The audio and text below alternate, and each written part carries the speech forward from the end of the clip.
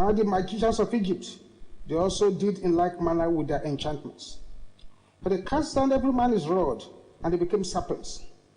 But Aaron's rod swallowed up all their rods. And he hardened Pharaoh's heart, that he hearkened not unto them as the Lord had said. And the Lord said unto Moses, Pharaoh's heart is hardened. He refused to let the people go. Get thee unto Pharaoh in the morning. Lo, he goeth out unto the water, and thou shalt stand by the river's brink against Ecom, and the rod which was turned to serpent shalt thou take in thy hand. So the kingdom of Babylon had already spread to Egypt in Africa as of the time we're reading in Exodus, the book of Exodus. This cause lay claim to be the highest wisdom and divine secrets, and practice mysterious rites to consolidate their control. Today, the operation of Babylon are manifested in 4 dimensions. One, there is religious Babylon, the interfaith one and the world peace one. 2, there is the political Babylon, one world government agenda. 3, there is economic Babylon, one world currency agenda. 4 is spiritual Babylon, the New Age movement and older cult systems. In Revelation chapter 17 from verse 3 to 6, so he carried me away in the spirit into wilderness, and I saw a woman sit upon a scarlet-colored beast, full of names of blasphemy, having 7 heads and 10 horns. And the woman was arrayed in purple and scarlet color, and dealt with gold and precious stones and pearls, having a golden cup in her hand, full of abominations and filthiness of her fornication. And upon her forehead was a name written, Mystery, Babylon the Great, the mother of harlots and abominations of the earth. And I saw the woman drunken with the blood of the saints, and with the blood of the martyrs of Jesus. And when I saw her, I wondered with great admiration. In this passage, we read about the great whore, the Queen of Heaven identified as religious system. Apart from committing spiritual fornication by her whoredom and idolatry, she duped political powers, that's political Babylon. Her attire of purple, scarlet, precious stones, pearls, and golden vessels indicated the wealth and glamour of the system, the economic Babylon. This system is diametrically opposed and still opposing God's kingdom. This prompted God to raise a separate and new people through Abraham, with whom he covenanted to give great substance and completely spoil Babylon, thus fulfilling its redemptive purpose. In Psalm 2, please let your understanding be open as we read this psalm. Why did the heathen rage and the people imagine a vain thing? The kings of the earth set themselves, and the rulers take counsel together against the Lord and against his anointed, saying, Let us break their bands asunder and cast away their cords from us. If that sitteth in the heavens shall laugh, the Lord shall have them in derision. Then shall he speak unto them in his wrath, and vex them in his sore displeasure. Yet have I set my king upon my holy hill of Zion.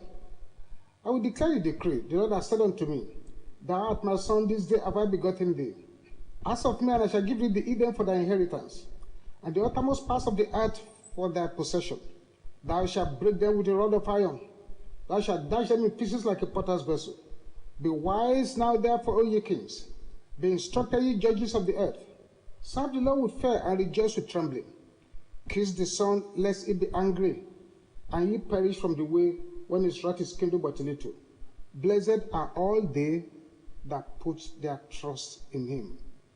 All along, the plan of the enemy remains the same. The plan of the kingdom of Babylon remains the same. The plan is to bring the kingdom or order in opposition to God's kingdom as predicted in Psalm 2. Why do the people imagine a vain thing? The kings of the earth set themselves, and rulers take counsel together against the Lord and against his anointed, saying, Let us break their bands asunder and cast away their cords from us. This order is what some people refer to as New World Order. However, this New World Order is neither new or orderly. It is the continuation of the same ancient satanic agenda to create disorder in the society and to create an anti-God group. Ancient Babylon has always represented man's alternative to what God wanted since the days of Nimrod. They planned this movement, and that is the spirit that inspired the men and people of the land of Shinar, also called Babylon.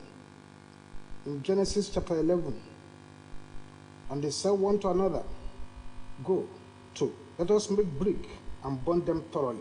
And they had brick for stone, and slime had they for mortar. And they said, "Go to, let us build us a city and tower, whose top may reach unto heaven, and let us make us a name, lest we be scattered upon the face of the whole earth." In Daniel chapter 2, verse 31, in the days of Nebuchadnezzar, it was even more clearly illustrated by the dream God gave Nebuchadnezzar, which I've explained. He saw the bright and remarkable Saturn representing the political accomplishment of man in various civilizations, from Babylonian times to the last days. Here, the boasting of Nebuchadnezzar himself, just before God punished him for Babylon.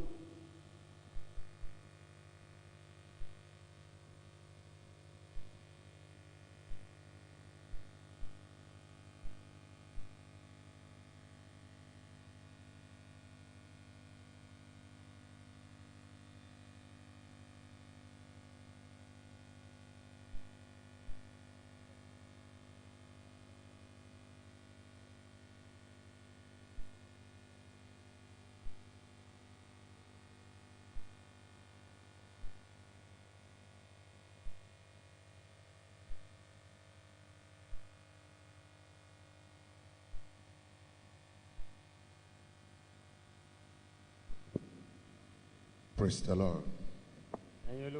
Let's rise up on our feet.